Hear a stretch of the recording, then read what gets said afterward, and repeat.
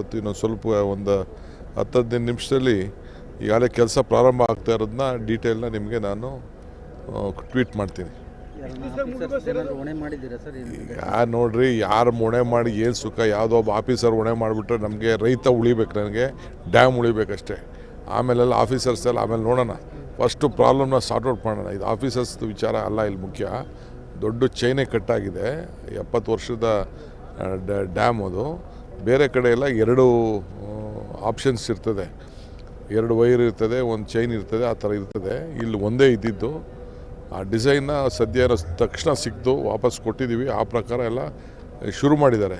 Gate ಹಾಕೋಕ್ಕೆ ಪ್ರಯತ್ನ ಮಾಡಿ ರೈತರಿಗೆ ನೀರು ಕೊಡೋಕ್ಕೆ ಎಷ್ಟು ಬೇಕೋ ಉಳಿಸ್ಕೊಳ್ಳೋಕೆ ಪ್ರಯತ್ನ ಮಾಡೋಣ. ಬಟ್ ಅಷ್ಟು ನೀರಂತೂ ಹೋಗ್ತದೆ. ಆ ನೀರು ಕಡಿಮೆ ಆಗದೆ ನಾವು ಕೆಲಸ ಮಾಡೋಕ್ಕಾಗಲ್ಲ. ಓವರ್ ನೈಟ್ 24/7 ಎಲ್ಲ ಡಬಲ್ ಇದನ್ನು ಮಿಷಿನರಿ ಇದನ್ನು ಹಾಕ್ಬಿಟ್ಟು ಲೇಬರ್ ಹಾಕ್ಬಿಟ್ಟು ಈಗಾಗಲೇ ಆ ಗೇಟ್ನ ತಯಾರಿ ಮಾಡ್ತಾಯಿದ್ದಾರೆ.